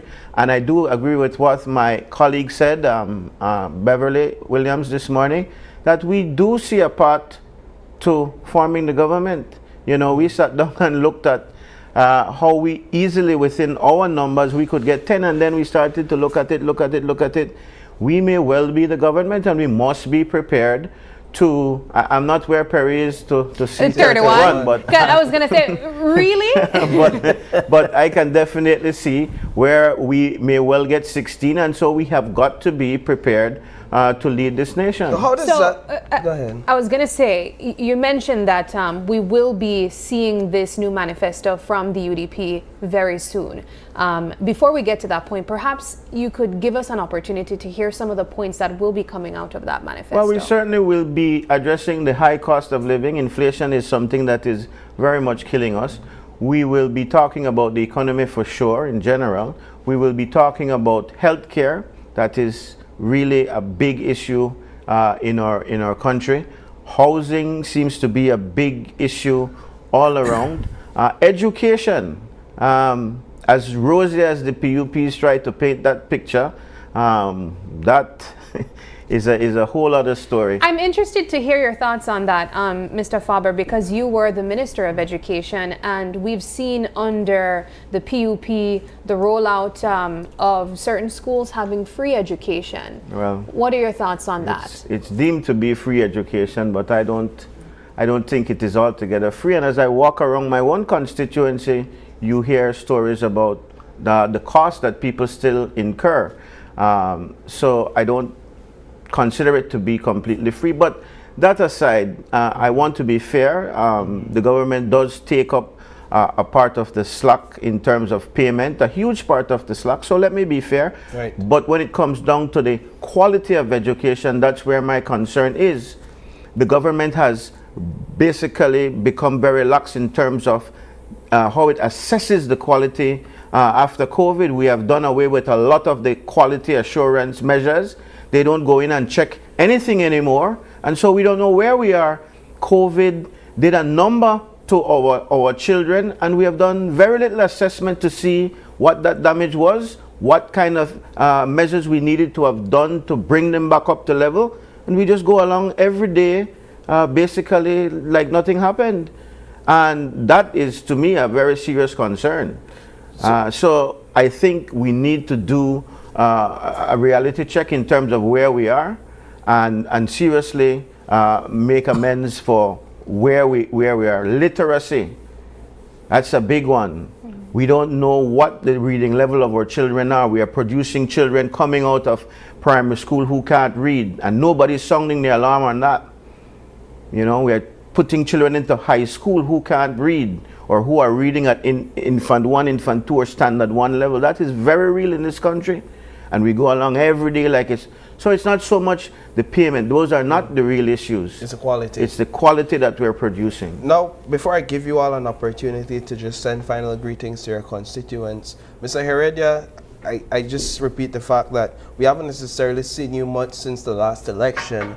And as a old school OG of the United Democratic Party, I'd like your take on the divide at this point in time and where the party stands. And was it that you chose to be on Ms. Panton's side because she's the one that reached out to you? But first, your take on all of what's taking place and how it affects you. Okay, well, let me be very honest to you all and to the public. I have tried to work with Shine, and he had asked me to find a candidate and to run under his leadership. I tried my best, and at the end of the day, I text him that nobody wants to run under his leadership. That was the end. I haven't heard from him. 2 years now, I haven't heard from him. While Tracy Panton, she was my director of tourism. She was my CEO of tourism. And I know Tracy from way, way back, even before I got into politics. She carries the humility that I do. She stands a leader that you can sit down and speak with. She embraces the lower class of people. So she has the quality that I want to see in a leader. And up to now, she is our leader. She still calls me Jefe.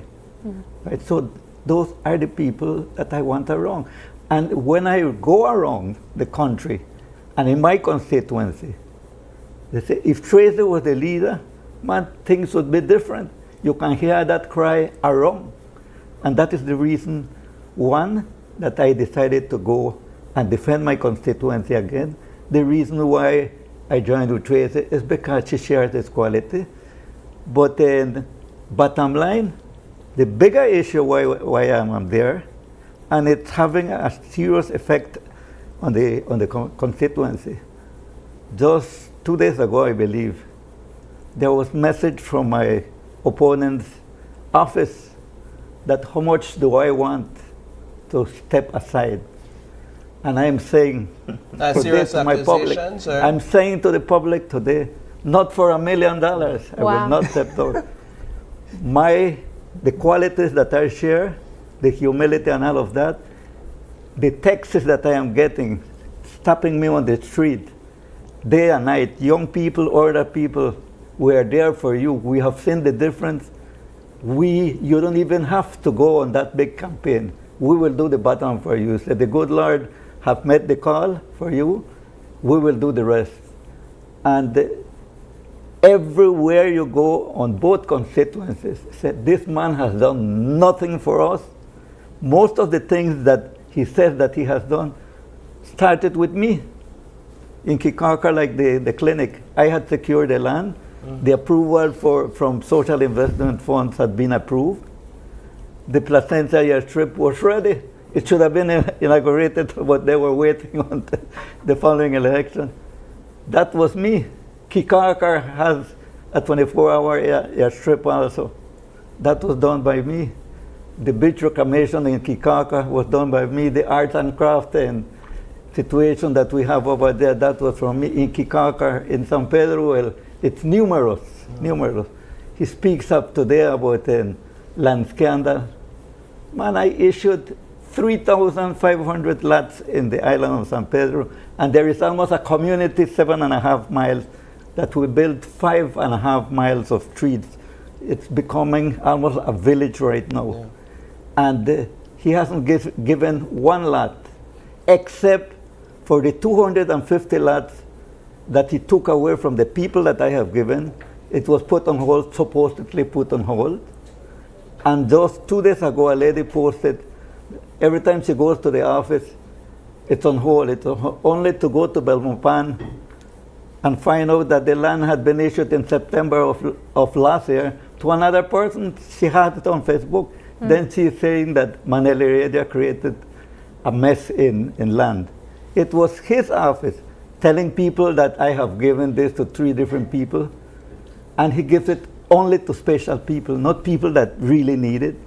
Yesterday, he was making calls to people. You come to my office, bring $1,300, and you will get a land. You don't do those things election day. You do it from day one that you start to represent until the day that you are out. And I can guarantee you that this time around, Manuel Heredia will be back, will definitely win. The call is there, the people are ready, I am ready. I wasn't ready, but I am ready. From Monday night to now, I am ready, and I will be going back to the island today to continue the efforts to get to my people. I am meeting with the Taxi Drivers Association. They're displacing the taxi drivers over there. They're so upset. Fishermen are so upset. Almost everybody that you speak over there, they do not want Mr. Perez again. Arrogance, dictatorial. He doesn't believe in consultation. He has said it openly in the talk show in San Pedro. He doesn't believe in consultation. I do believe in consultation. Every major thing that was done under my leadership was done with consultation from the stakeholders. Mr. Heredia, not to interject, but we do have to end this conversation because we've exhausted our time. So, rapid fire greetings to your constituents. Well, all that I'm saying, for Monday, I'm asking my constituency, come out Monday for my rally, nomination day. I'm asking my people for support, additional support. I'm asking them to spread the message, one friend to the other, grandmother, mothers, children, spread the message that the only person that can really represent the masses is Manuel Heredia Jr. Excellent. Mr. Faba? Well, I'd like to, first of all, thank the people of Collett for having confidence in me for all of these years. As I move around house to house, that's the first thing I tell them. I see where some people have left our constituency, so those who have remained obviously have a lot of love and a lot of confidence in me, and I thank them for all that they have done to support me in the years gone by. And I ask them again for their confidence in the new term coming up. I ask them to come out on March 12th and to give me their vote and their support once again. Mr. Willoughby? For those beautiful people in the Port Loyola constituency, I humbly ask you this morning for your vote, your support, and for giving me the confidence in continuing on with this campaign. And I look forward in meeting each and every household that I haven't met with or engaged with as yet, I'm looking forward with love, enthusiasm, consideration, and everything. And I'd like to extend a hand to Miss Nelma. Come on board and support my candidacy. Boots Martinez, I extend my hand for you to come over and support my candidacy. To even you, Mr. Usher, step up and come over and support my candidacy, because you all know that I am the best person suited for the job at this time to fight for and deliver for the people of the Port Loyola constituency. And that comes from my heart. That comes from way deep down, a place of care and compassion for you, my dearly beloved people from the great constituency of Port Loyola. I can get the job done. I will get the job done. This determination and perseverance is for you. Strong Excellent. words of conviction coming from 3 representatives of the UDP. Thank you, gentlemen, so much for joining us. We wish you all the best, and we look forward to seeing if it's going to be a successful election for you all. A peaceful one. And a peaceful one, more than Definitely. anything, certainly. We take another quick break, but when we come back, the conversation continues.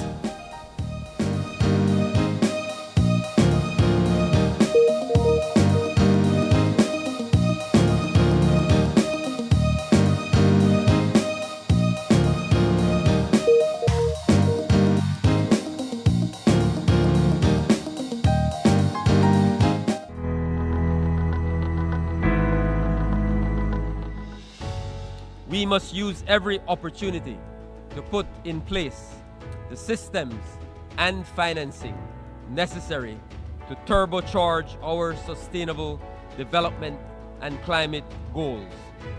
In this effort, we must ensure equal opportunity for all to share in global prosperity. We must raise collective ambition and invest in all our people to empower them to rise.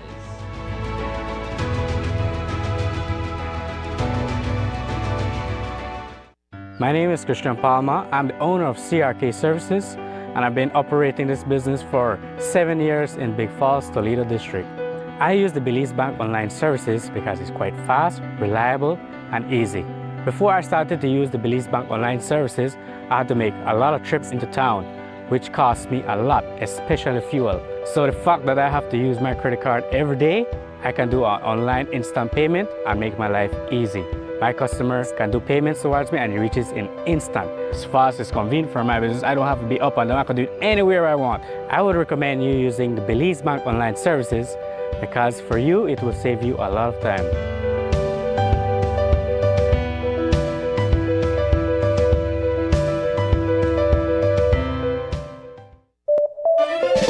Coming up, a festival of long-distance running with some very familiar charms. How about Run Barbados? When it comes to entertainment, this iconic couple really puts on a show. Caribbean Passport TV brings the region closer together. Exciting destinations, healthier meals. Be viewing this station. So have your passport ready and let's travel. Here's how to access your contribution history on the My Social Security portal.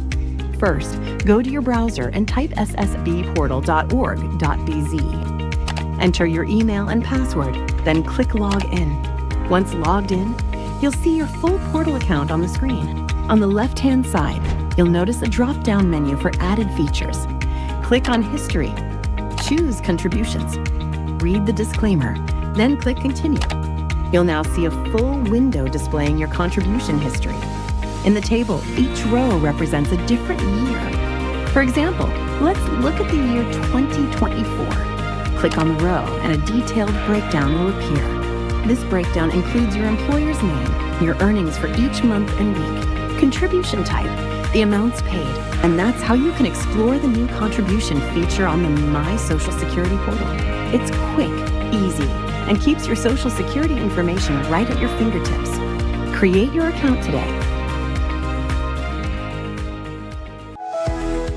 It's time to wake up, move, and feel amazing. Get your heart pumping and your energy flowing with Morning Boost, a fun and dynamic workout show to kickstart your day. Whether you're a beginner or a fitness pro, we've got the moves to keep you motivated.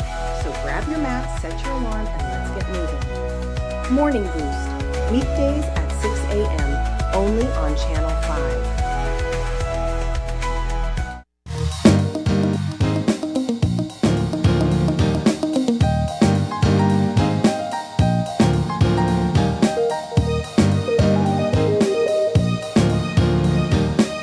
Welcome back, guys. This is our final conversation this morning. And as we mentioned, the conversation continues really as we are introducing you guys to official candidates of the UDP under the leadership of Tracy Panton.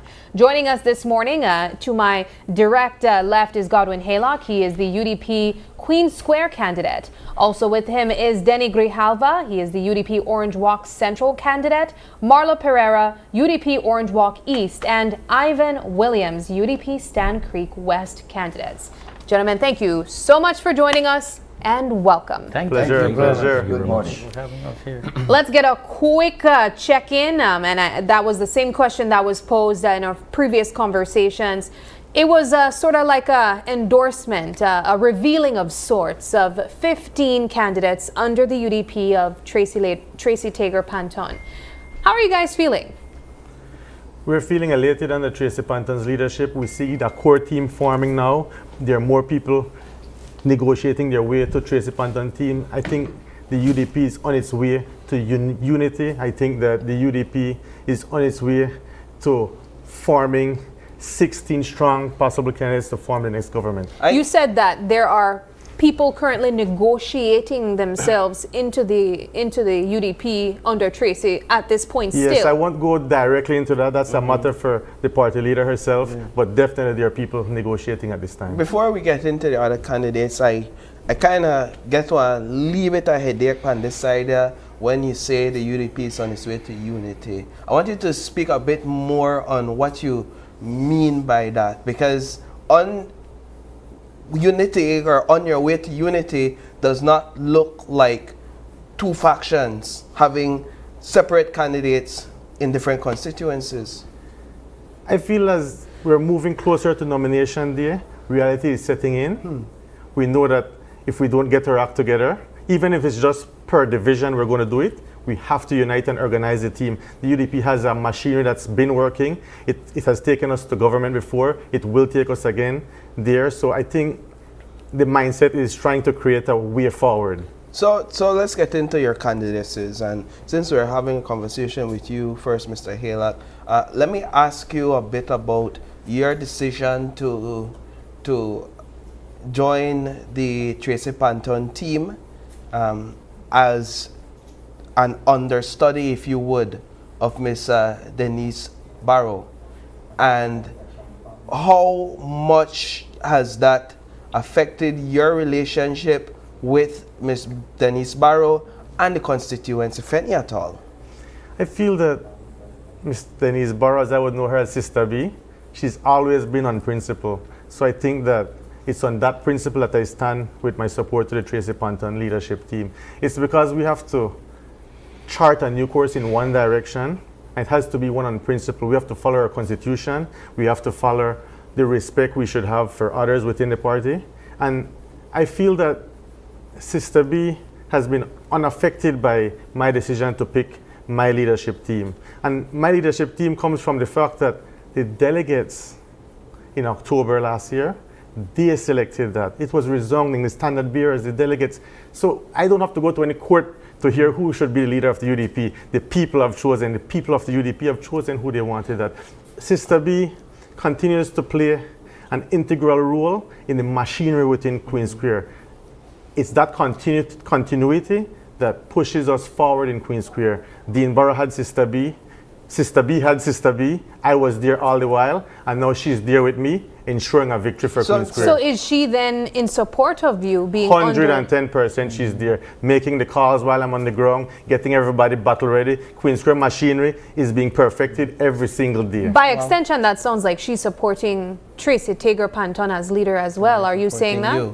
Sister B has told me that Godwin, I have always been a Deanborough supporter, and now I'm a Godwin Haylock supporter. That's how she phrases it. Yeah, and it's important we have the conversation because we know the integral role Sister B plays in that constituency, right? She has been credited as the individual that basically pushed Mr. Barrow for those years into victory, and then she pushed herself, and now you're saying she's... You see, as much as the UDP family is shattered, within Queen's Square, I must say, Honorable Deanborough, Honorable Sister B, they have kept it together. We haven't had that type of fussing and fighting because we believe that we have the crown jewel of the UDP and we must protect it at all costs. Mr. Williams, let's get to you. Let's talk a bit about what you are hearing from constituents in your constituency while you're on the ground, and what you think your chances are at the upcoming general election.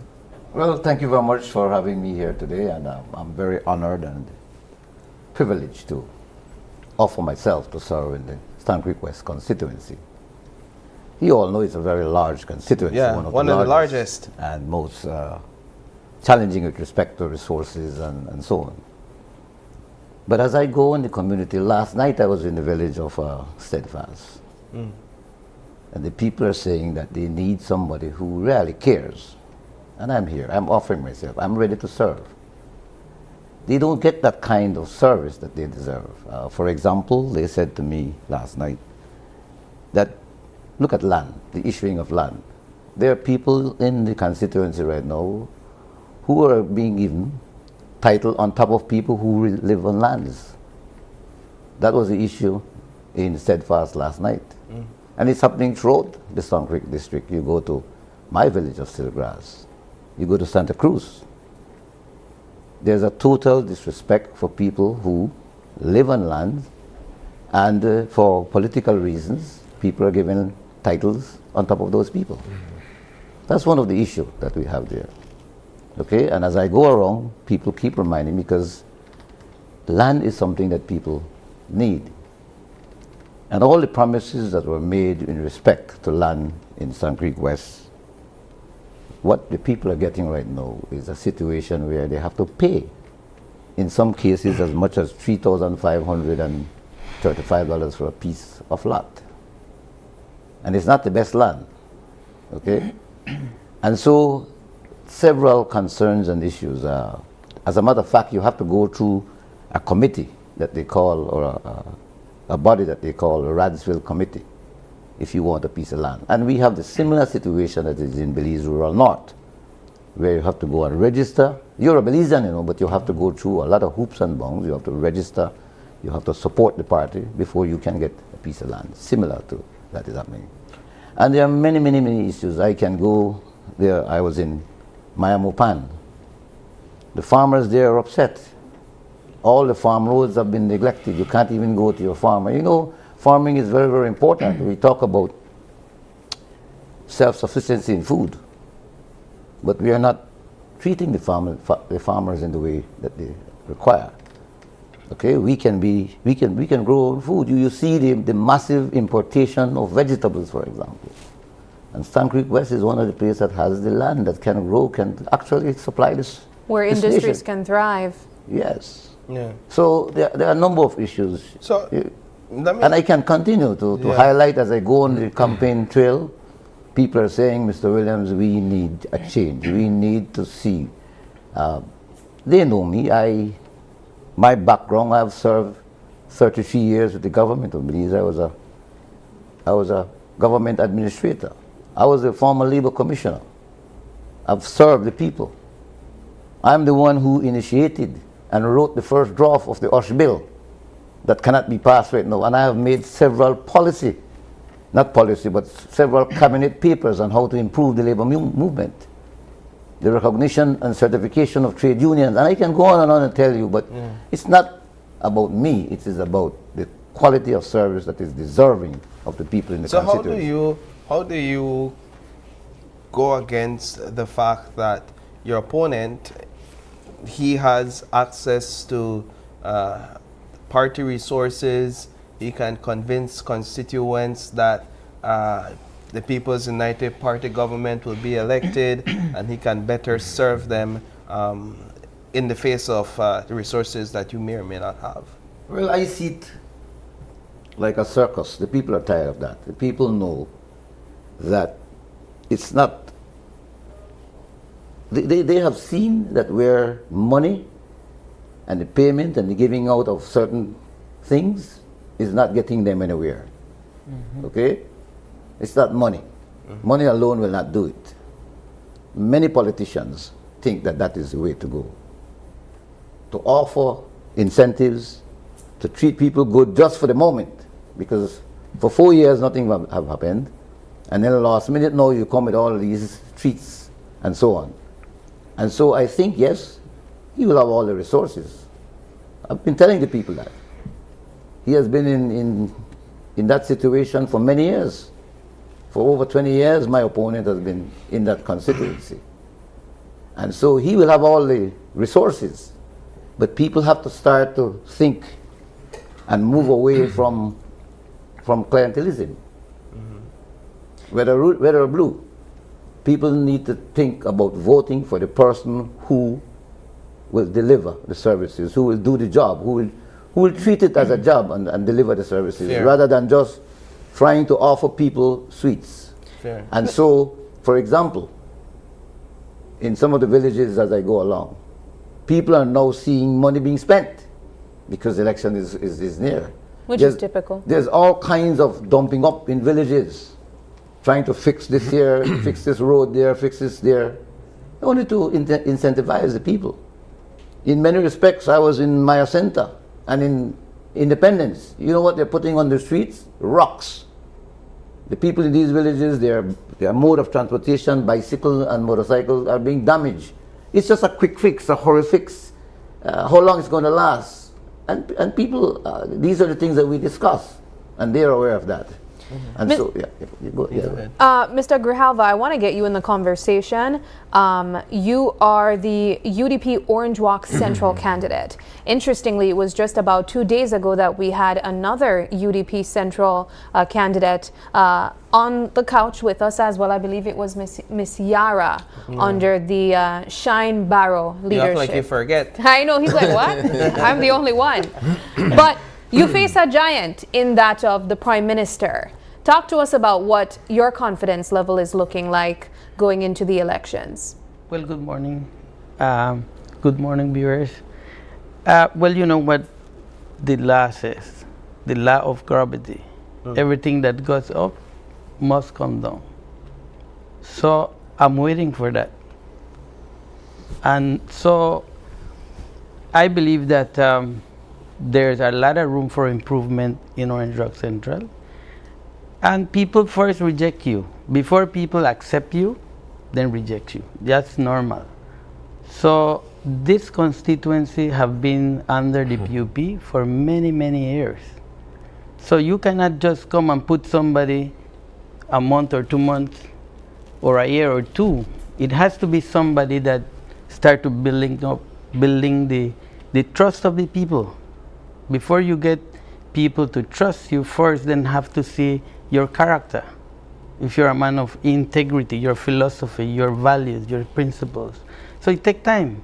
You believe you've been able to use the time that you've had to show the people of Orange Walk Central the man of character that you are? I believe so. I believe so. Remember that constituency have been cut in a way that, you know, for somebody at that time to become, you know, winning all the time. So we need to be patient and just wait for the people to make the right decision. So what would you say are your chances, or how you feel, how confident do you feel going into this election? The PUP, as some would say, are in their prime. Well, I'm just saying that everything that goes up must come down. Do you think it's coming down this election, though? I think it could happen. Yeah. People are very, people are suffering because of the high cost of living, and that might be a turning point. When you're rejected, you say people reject you before they accept you, but when you're rejected time and time again, and you keep coming back, at some point it could be characterized as an abusive relationship, as a relationship that you should have left a long time ago, and you've just decided to stay around. But when you have 2,000 and odd people voted for you, you know, you keep doing it for those votes. I mean, 2,000 and odd in a constituency that we used to lose by 2,000 or so, you know, you're doing good. Yeah. Right. Mr. Marlo Pereira, let's get you in the conversation. You are a representative of the Orange Walk East constituency with big dreams of taking that constituency and making it UDP. What's the confidence level looking like? Good morning, and thank you for having me. I am the one that recently joined the race. It's tough, I'll be honest. I've been out in some of the villages, and like I told Mr. Denny yesterday, I was in the village of Carmelita, parked on the side, wondering what to do, who to approach, who to visit. And I prayed to the Almighty Father, and He guided me. And thankfully, I have a committee already up and running in Champion Ridge. I have a committee about to be completed in Carmelita. I visited Santa Marta yesterday. And the funny thing is that my opponent calls himself the champion of the East. But if I would invite you guys to go with me in Santa Marta, it's a disgrace. I wouldn't call myself champion of the East if that is the way I would take care of that people. It's a very small community, a very hard-working community, and they're a tough crowd. But I was able to make a way, and I have a group ready to work. I'm heading back to Santa Marta today, but the chances, even though it's an uphill battle, I think the current area representative has forgotten what he promised 4 years ago. And that is the opportunity I am working on. Fresh to politics, in the forefront, to be honest. I come from Mr. Grijalva's camp. I've been working with him for 13, 14 years. And I know how to move the machinery. And I guess with the experience that I got from his camp is what I'm bringing to the East. And with the experience I have working with him, this is the message I'm bringing to the people of the East. It's interesting that you bring up just what the performance has been like from the incumbent in Orange Walk East, because it was just yesterday we had him on the couch. And he said he would grade himself a 95%. On the work that he has done in his constituency. I imagine with the portfolio he was given as well. Using the same, I guess, grading scale, what would you rate him? At this moment, about 5%. Wow. The 5% that he missed? No. Let me be honest. Okay. In Orange Walk Town, it saddens me that every weekend when I go to shop in the center, we have these pedestrian ramps. My opponent is the Minister of Health. Every other ramp has a family with placards asking for assistance for CAT scans, medication, some sort of assistance from the community to get help for their loved ones for medical reasons. If you are in charge of the health department and you have people every weekend in these ramps in Orange Walk Town, something is wrong. We have the Minister of Finance, who is the Prime Minister in Orange Walk, along with the Minister of Health. And these are good friends, couch buddies. You're going to tell me that these two can sit down and talk and find out what is wrong with the health system? We don't need the average Belizean or the low-income Belizeans to be on ramps asking for help. Every weekend you pass, I don't know about the rest of the country, I'm telling you in Orange Walk Town, every single weekend there are families on those pedestrians waiting or asking people for assistance for medical issues. Gentlemen, we have clearly exhausted our time with your entire team this morning. So what I want to do is give you all an opportunity to share some final thoughts with your constituents as you invite them out to vote for you, if you're having a parade on nomination day, to tell them a bit about that. We have a lot more to hear from you on nomination day. We're doing our campaign coverage as well. We've heard from some of you as well in our campaign coverage. We still have to hear from Mr. Haleup, Mr. Williams as well, where those campaign coverage are concerned. But just an opportunity for you all to greet your constituents and tell them why should they come out and support you. I asked them, particularly Queen Square voters, I thank them for having me in their homes over the last 2 weeks. I've been in so many homes. It has been welcomed. I am grateful for them. I asked them to come out March 12th, give me their full support as Queen Square continues to be a UDP constituency. I will continue to provide the services that they have been accustomed to. I asked them also to weigh their candidates, Google them, sniff them out, find out who is who, and then move away from the promises that are being made in the 30 days of election, because it only comforts a fool to hear the promises in 30 days, you know. People can't actually fulfill these promises, so keep it real. Thank you. First of all, I want to say to the people of Stamp Request, I have visited many of you. It's a large constituency, and I will continue to visit right up onto the 12th. And I'm asking you for that support and give me that confidence. You know the issues that we go through every day in Stamp Request, and you know what needs to be done.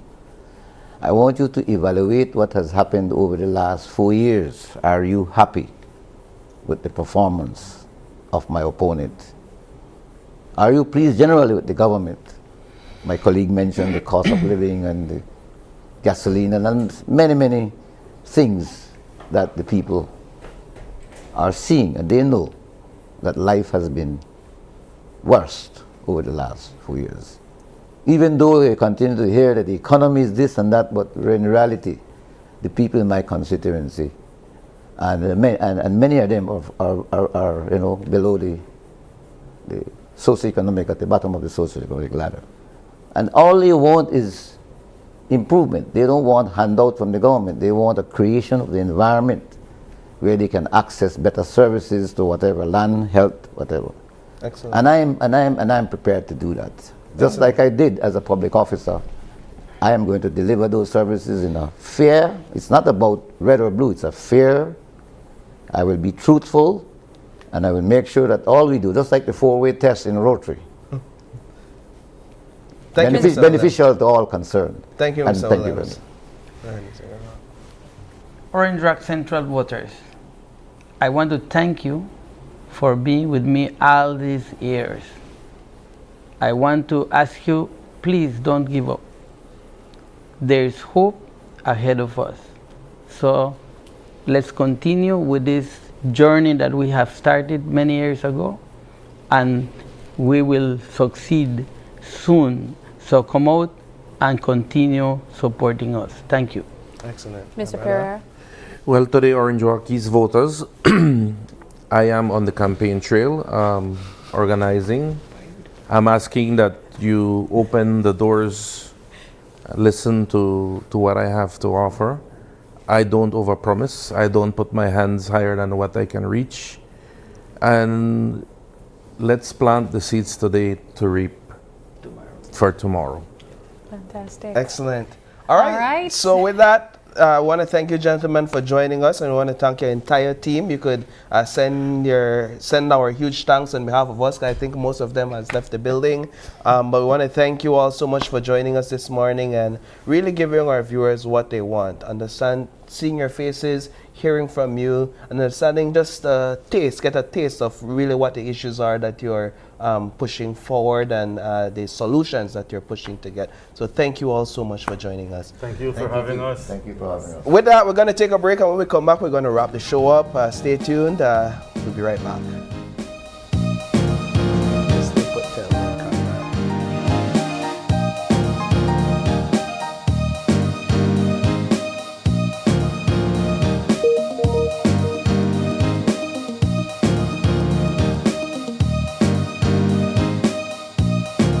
Christian Palmer. I'm the owner of CRK Services, and I've been operating this business for 7 years in Big Falls, Toledo District. I use the Belize Bank online services because it's quite fast, reliable, and easy. Before I started to use the Belize Bank online services, I had to make a lot of trips into town, which cost me a lot, especially fuel. So the fact that I have to use my credit card every day, I can do an online instant payment and make my life easy. My customers can do payments towards me and it reaches in instant. It's fast, it's convenient for my business. I don't have to be up and down. I can do it anywhere I want. I would recommend you using the Belize Bank online services because for you, it will save you a lot of time.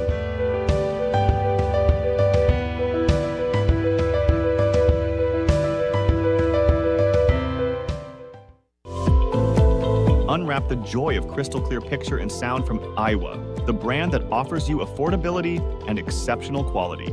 Iowa has a wide range of exceptional products to choose from, such as TVs, speakers, headphones, home appliances, and much more at affordable prices that won't break the bank. Enhance your audio-visual entertainment experience with Iowa, and for your convenience, parts are readily available in country for hassle-free maintenance. You can find Iowa products at your local electronics store countrywide. Choose Iowa, the best in home entertainment and household appliances.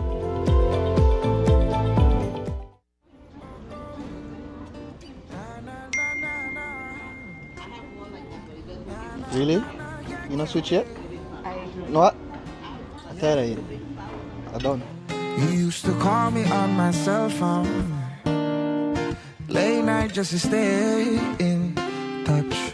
Call me on my cell phone, cause our connection used to mean so much. And I know when that thought line bling, February's got that love to bring. Yeah, I know when that thought line bling, Smart is giving you everything. These days all I do is wonder if you're still connected with somebody else. Wonder why you're missing out on what's best for yourself. You could have had more, but you're still stuck with them. You don't need no one else, you don't need nobody else. So it's time to switch up a brand, cause Smart's the best in the land. They got the top speed and the best service for your phone. You should just switch to them, it's Smarter, no one else. You used to call me on my cell phone.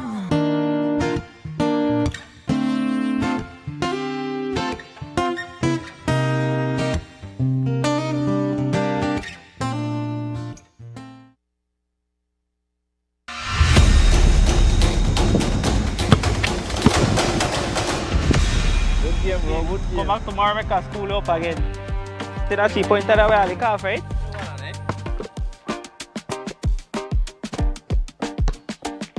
Hold on. Boy, you alright? Something wrong, yeah? Something have to wrong because you're well distracted. No, man, at the top of the street light. The one there around my areas, nice and pretty. Watch how this one look dull and orange. Because this one, the HPS. So if you see any other old fixture, report it to BL, and BL will change it to the bright LED one. Then you see one where you talk about, just like that. But how you do that? The thing easy. Make I show you something. All you need for do, that go in your BL app and click the option where say street light fault. Enter your location, put in the 7-digit number from the pole, press report, and left the rest to BL. Just like that? Just like that. Have an old fixture? Report it today using our BEL 24/7 app, bringing you a brighter tomorrow.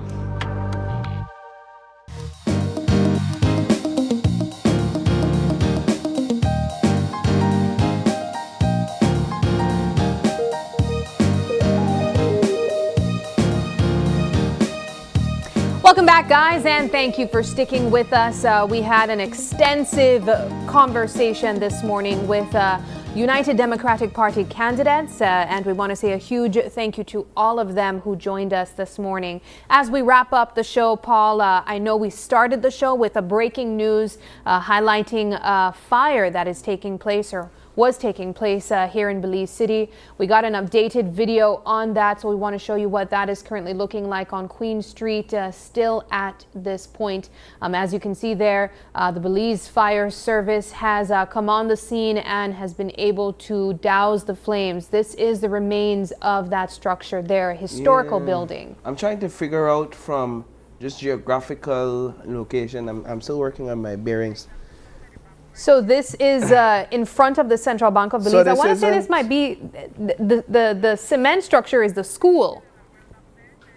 So I'm not certain. Okay, so where is there? This is the church. So this is the church. So this would be the church. This would be the church, yeah. Yes, but sad. We will be getting further updates, providing that in our afternoon newscast as well. You know, they actually have this on the tourist map for tourists to visit. So yeah, but yeah, huge loss. Definitely will be providing updates on this in our midday news. Alrighty. Well, that does it for our morning show. Again, a huge thank you to all of you guys. It is February 21st, and if you're celebrating a birthday today, happy birthday to ya.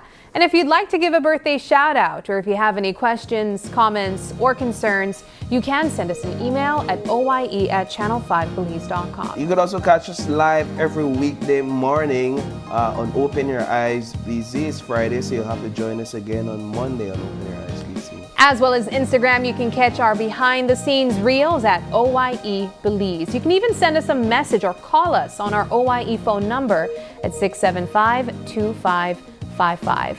Thank you so much for joining us, and please do us a favor and join us again on Monday when you open your eyes and start your morning right. Until then, keep your eyes, your mind, and your hearts open. Have a wonderful Friday and a great weekend. Bye.